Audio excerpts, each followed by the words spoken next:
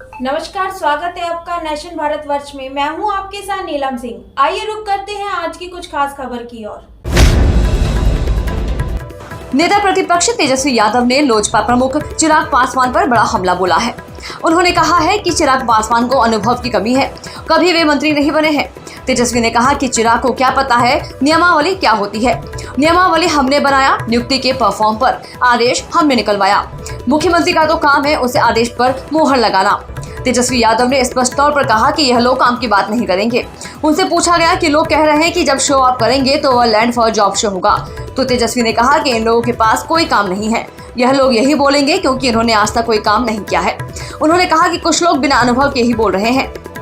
काम जो है ना, काम की बात, नौकरी की बात, तरक्की की बात, विकास की बात, ये भाजपा लोग समझ ही नहीं सकते।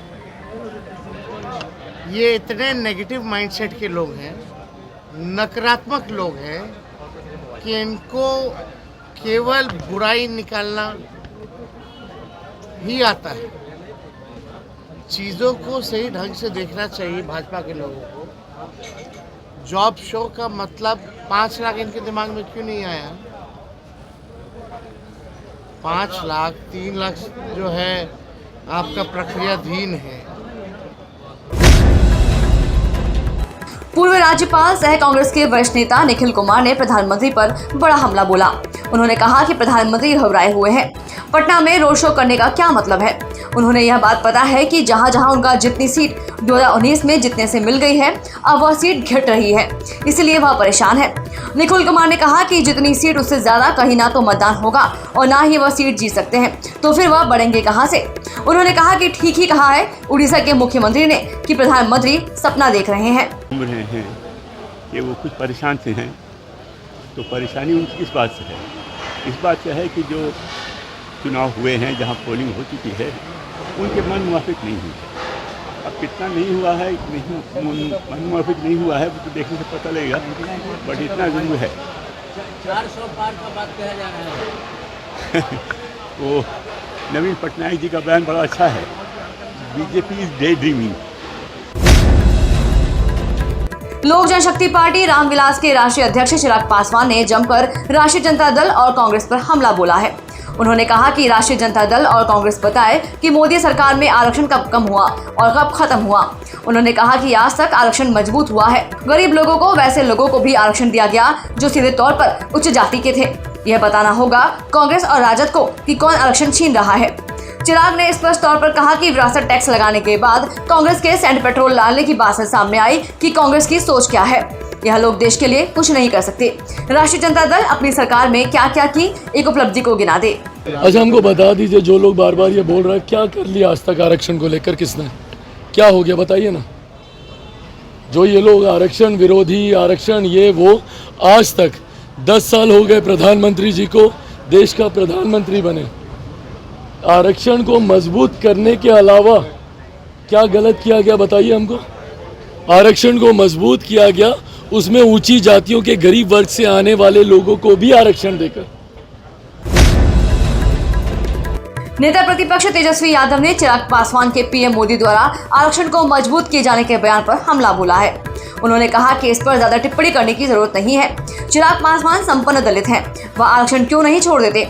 चिराग पासवान को इतिहास की जानकारी नहीं है, इसलिए बीजेपी और आरएसएस की मानसिकता रखने वाले लोगों के साथ है।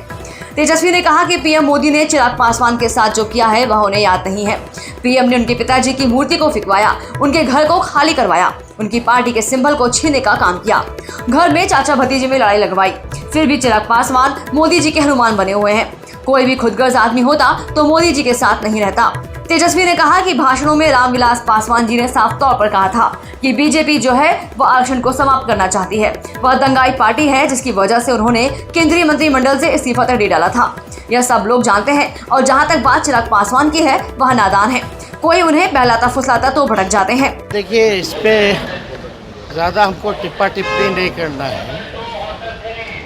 चिराग पासवान जी तो खुद ही कहते थे कि भाई जो संपन्न दलित है उसको आरक्षण वापस लौटा देना चाहिए।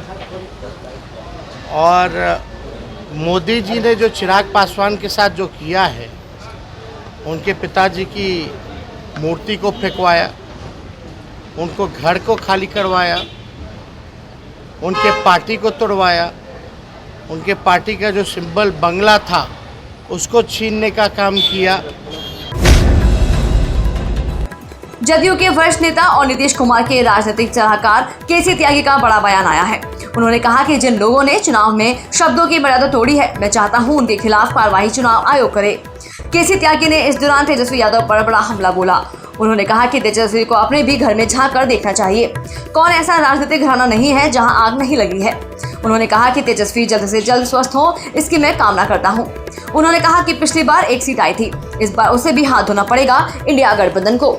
इंडिया गठबंधन के बड़े नेताओं का पटना में जुटान पर केसी त्यागी ने कहा कि यह कोई असर की बात नहीं है। चुनाव के दौरान सभी लोग यह काम करते हैं। आयोग ने आश्वस्त किया है कि निष्पक्ष और सही चुनाव हो। इस चुनाव में जितनी मर्यादा शब्दों की खराब हुई है, मैं चाहता हूं कि चुनाव आयोग अपने दांत दिखाए और ऐसे लोगों के खिलाफ कार्रवाई करे जो शब्दों की मर्यादा और लोकतंत्र की परंपरा को समाप्त कर।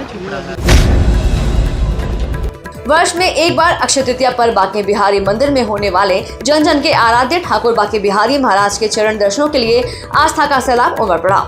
शुक्रवार को पट खुलने के साथ ही मंदिर परिसर बिहारी लाल के जयकारों से गूंज उठा। अपने आराध्य की एक झलक पाने को भक्त खासे लालायित दिखे।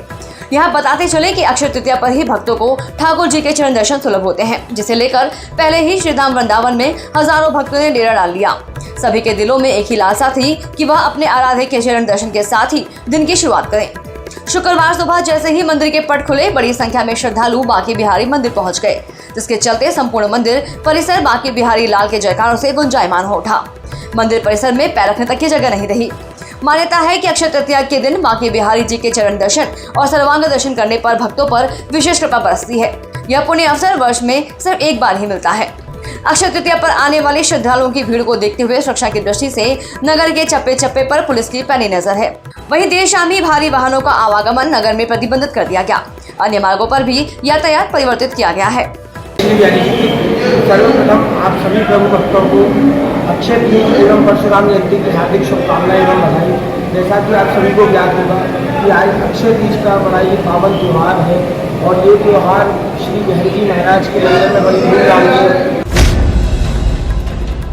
जालौन में मोरंग खदान पर काम करने वाले एक युवक की ट्रक से दबकर मौत हो गई। युवक की मौत से इलाके में हड़कंप मच गया। घटना की जानकारी मिलते ही स्थानीय पुलिस मौके पर पहुंची, जिन्होंने शव को कब्जे में लेकर पोस्टमार्टम के लिए भेज दिया। वहीं हादसे की जानकारी पर परिजनों ने स्थानीय लोगों के साथ मिलकर झांसी कानपुर नेशनल हाईवे 27 पर जाम कर दिया और दोषी के खिलाफ कार्रवाई की मांग पर अड़े रहे। सूचना मिलते ही स्थानीय पुलिस मौके पर पहुंची, जिन्होंने जाम लगाए परिजनों को समझाया और कार्रवाई का आश्वासन देकर जाम खुलवाकर आवागमन चालू कराया। घटना कालपी कोतवाली क्षेत्र के मोहल्ला तरीबुल्ला के समीप यमुना किनारे संचालित मोरंग खदान की है।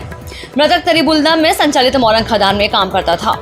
गुरुवार देर रात वह खदान में ही था, तभी एक मोरंग से भरा एक ओवरलोड ट्रक पलट गया, जिससे उसके नीचे दबने से मौत हो गई। कल एक खदान तकनीकी जो काफी खदान में काम करता था, उसकी ट्रक पे काम कर रहा था, तो ट्रक के पलटने से मृत्यु होने की सूचना प्राप्त हुई थी। तत्काल पुलिस द्वारा सबको कब्जे में लिया गया और पोस्टमार्टम के लिए मोर्चरी हाउस रात को ही भेज दिया गया था। सुबह जब इसके परिजनों को कुछ व्यक्तियों द्वारा बरगलाया गया, जिसमें इन लोगों के द्वारा जो रोड हाईवे है उसको जाम करने की कोशिश की गई और पुलिस ने इन लोगों को समझा बुझा के हाईवे जो करीब 2 घंटे तक बाधित रहा उसको खुलवाया है और अभी कानून व्यवस्था की स्थिति सामान्य है। इसमें पुलिस जांच करके अग्रिम कार्रवाई करेगी। जिले में धर्मांतरण एक बड़ी समस्या बनता जा रहा है। आए दिन धर्मांतरण के मामले निकलकर सामने आ रहे हैं। एक बार फिर दमोह के सेंट जॉस स्कूल पर धर्मांतरण का आरोप लगा है। यहाँ पर पति पत्नी की लड़ाई के बीच का फायदा उठाने की कोशिश करने का आरोप ईसाई मिशनरी संस्थान पर लगा है। इस मामले की शिकायत पुलिस अधीक्षक से की गई है। इधर धर्मांतरण के कथित इस मामले में स्कूल प्रबंधन ने चुप्पी साधा की है। दमोह के नया बाजार नंबर 2 में रहने वाले परवेज अख्तर ने बुधवार को पुलिस अधीक्षक श्रुतकीर्ति सोमवंशी को सौंपी। अपनी शिकायत में सेंट जॉन्स स्कूल प्रबंधन पर गंभीर आरोप लगाए हैं। परवेज ने मीडिया को बताया कि उनकी बेटी Inaya Akhtar saint John's school में नर्सरी कक्षा की छात्रा है। कुछ समय पूर्व उसके चाचा अब्दुल हफीज और उसकी मां हाजरा बेगम का निधन हो गया था। इसके बाद उसकी पत्नी रेशमा मानो ने उसे अपनी मां के घर चलकर रहने को कहा। उसने कहा कि वह घर जमाई बनकर रहे, लेकिन परवेज इस बात के लिए तैयार नहीं था। इसी बात को लेकर दोनों में काफी विवाद हो गया और वह अपनी मां के घर चली गई। जब इसी बीच में अपनी बेटी इनाया से मिलने सेंट जॉन स्कूल पहुंचा तो वहां पर उसकी पत्नी और स्कूल के भत्ते ने उसे हाथ पकड़कर बाहर निकाल दिया। मैं फिर यही कहूंगा कि मैंने अपनी शिकायत संबंधित अधिकारियों को दे दी है और इसकी शिकायत शासन को भी दी है और मुझे पूरा भरोसा है कि शासन और प्रशासन इस पर निष्पक्ष कार्रवाई करेगा और मुझे न्याय दिलाएगा। ये बात बिल्कुल सही है। सेंट जॉन्स की प्राचार्य शोभी भारत ने वहाँ पर एक सर हैं नीतेश पालीवाल जी, उनके माध्यम से मुझसे पिता होने का भी सबूत मांगा है।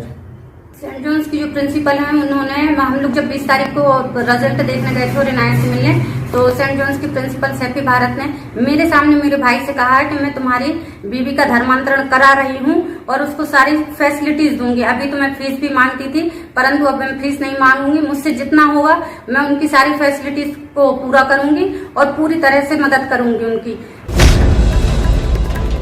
उत्तर प्रदेश के पीलीभीत जिले में शुक्रवार सुबह भीषण सड़क हादसा हो गया, जिसमें 4 लोगों की मौत हो गई और 30 से अधिक लोग घायल हो गए। मुरादाबाद से लखीमपुर खीरी जा रही DCM पेड़ से टकरा गई, जिसमें सवार मजदूर हादसे का शिकार हो गए। मीडिया रिपोर्ट के मुताबिक असम हाईवे पर गांव बिजनौर के पास DCM चालक को झपकी आ गई।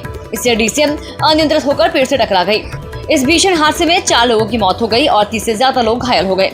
वहीं हादसे की सूचना मिलने के बाद पुलिस मौके पर पहुंची और घायलों को DCM से बाहर निकालकर अस्पताल पहुंचवाया। वहीं DCM में बुरी तरह से फंसे ड्राइवर को कड़ी मशक्कत के बाद काफी देर के बाद बाहर निकाला गया। गंभीर हालत में उसे अस्पताल भेजा गया। हादसे के बाद हाईवे पर दोनों तरफ वाहनों की लंबी कतार लग गई। आज सुबह लगभग 4 बजे के आसपास मेरठ से कुछ लेबर क्लास के लोग थे जो कटाई में गए हुए थे। मेरठ यहाँ खीरी के रहने वाले थे। सुबह करीब 4 बजे गजरौला थाने के पास DCM से जिससे आ रहे थे, वो मुझे लगता है नींद आने के कारण गिर गई, पेड़ से टकरा गई, जिसमें करीब सभी लोगों को लाया गया हॉस्पिटल। भाजपा प्रदेश प्रवक्ता गोविंद मालू का निधन, आज होगा अंतिम संस्कार। उनके निधन पर पार्टी नेताओं ने शोक व्यक्त किया। खनिज विकास निगम के उपाध्यक्ष और भाजपा प्रदेश मीडिया प्रभारी भी रह चुके हैं मालू। मुख्यमंत्री डॉक्टर मोहन यादव ने भाजपा के प्रदेश प्रवक्ता श्री गोविंद मालू के दुखद निधन पर इंदौर में श्रद्धांजलि अर्पित करने के पश्चात मीडिया को दी बाई। सभा को कवर करने गए, धार का काम वो पूरा देख रहे थे। मुझे अत्यंत दुख है, हमारे अपने बहुत होनहार व्यक्तित्व का अचानक देहावसान होना, ये हम सब के लिए अत्यंत पीड़ादायक भी है। और जिंदा दल व्यक्ति, सबको लेके चलने वाले, अपने खुद के व्यवस्थाओं से लगातार सारे कामों को बढ़ाने वाले ऐसे व्यक्ति भाजपा की बहुत बड़ी धरोहर थे। मैं परमात्मा से कामना करता हूँ अचानक। पटना साहिब लोकसभा क्षेत्र से इंडिया गठबंधन के शिक्षित एवं सुयोग्य उम्मीदवार डॉक्टर अंशुल अभिजीत जी की जीत सुनिश्चित करने हेतु आज पटना सिटी के लोधी कोटरा स्थित श्री कृष्णा सरस्वती वाटिका में इंडिया गठबंधन के तमाम नेताओं, कार्यकर्ताओं और समर्थकों का एक विशाल बैठक राजद के वरिष्ठ नेता मोहम्मद जावेद की अध्यक्षता और CPI नेता देवरतन प्रसाद, कांग्रेस के प्रखंड अध्यक्ष शमीम अख्तर की संयुक्त संचालन में सम्पन्न हुआ। बैठक को संबोधित करते हुए पटना साहिब लोकसभा क्षेत्र से इंडिया गठबंधन के कांग्रेस प्रत्याशी डॉक्टर अंशुल अभिजीत ने कहा कि चुनाव में हार और जीत का निर्णय तय हो चुका है। निश्चित रूप से हम यह चुनाव जीतने जा रहे हैं। आवश्यकता इस बात की है कि चुनाव में बूथ की रणनीति में बल दें। निश्चित रूप से हम चुनाव लड़ने नहीं, जीतने आए हैं। हम चुनाव जीतेंगे सामाजिक न्याय के लिए, उन लोगों के लिए जो दबे कुचले और जिनके बेटे बेटियों का भविष्य वर्तमान सरकार ने अंधकार में डाल दिया है। हम उन्हें उजाले की ओर ले जाना चाहते हैं। सबसे पहले तो हम एकजुट हैं और एकजुट होकर ये लड़ाई नहीं, एक जीत हमारी निश्चित है। ये हम लड़ रहे हैं ऐसी ताकतों से जो चाहती हैं कि ये हमारी जो संस्कृति है, हमारी जो विरासत है, ये लोकतांत्रिक जो प्रणाली है, ये विकृत हो। तत्कालीन जिला अधिकारी श्रीमती नीमा अरोड़ा, इनके आदेश से गुंडेवारी खरीदी बिक्री बंद की गई थी। उबाटा शिवसेना की ओर से अकोला में 9 मई गुरुवार को रजिस्टर कार्यालय पर धरना प्रदर्शन किया गया। यह धरना प्रदर्शन खरीदी बिक्री बंद कर दी है, तुरंत खरीदी बिक्री शुरू की जाए, अन्यथा शिवसेना ने उग्र आंदोलन करने की चेतावनी उबाटा शिवसेना के राजेश मिश्रा ने दी है। इस आंदोलन में उबाटा शिवसेना के समस्त पदाधिकारी बड़ी संख्या में उपस्थित थे। पुणे शहर में चुनावी घमासान जारी है। वहीं पुणे में कांग्रेस को बड़ा झटका लग गया है, क्योंकि कांग्रेस का अहम वोटर मुस्लिम समुदाय है। लेकिन मुस्लिम समुदाय के मौलवियों ने ही कांग्रेस उम्मीदवार रविंद्र धंगेकर से मुंह मोड़ लिया है और AIM के पुणे लोकसभा के उम्मीदवार अनीश सोंडके का समर्थन किया है। इस संबंध में एक प्रेस कॉन्फ्रेंस की गई और इस प्रेस कॉन्फ्रेंस में मौलवी वर्ग ने अपना समर्थन दिया है। पुणे में ऐसी तस्वीर देखने को मिल रही है कि इससे कांग्रेस को बड़ा झटका लगेगा। रविंद्र धंगेकर पर गाज गिरने की संभावना है, क्योंकि वह इस समय पुणे में एक विवाद में फंस गए हैं। आज की हमारी प्रेस कॉन्फ्रेंस थी कि जिस तरह से एक उम्मीदवार के बारे में मस्जिदों में ऐलान हो रहा है कि खुल के उसको मत दिया जाए, उस मामले को पूरी तरह से मस्जिदों से रोका जाए, और बल्कि मस्जिद के मेंबर से ये कहा जाए कि 100% वोट किस तरह से मुसलमान करे, बल्कि ना कि किसको करे। और दूसरी बात यह है कि ऐसे उम्मीदवार को वोट देने को कह रहे हैं जिसने मुसलमानों के हक़ की ज़मीन, जो वक्फ बोर्ड की ज़मीन होती है, उसको हटकाने की पूरी कोशिश की थी, जिसको अल्हम्दुलिल्लाह अनीश सोंडके साहब के ज़रिए से अल्लाह ने बिल्कुल इष्टे लाए। और हमारे को पूरी उम्मीद है कि वो काम रुक कर फिर से मुसलमानों को उनकी ज़मीन वापस से दी जाएंगी। आज के लिए बस इतना ही। बने रहिए हमारे साथ, देखते रहिए नेशन भारत वर्ष। नमस्कार।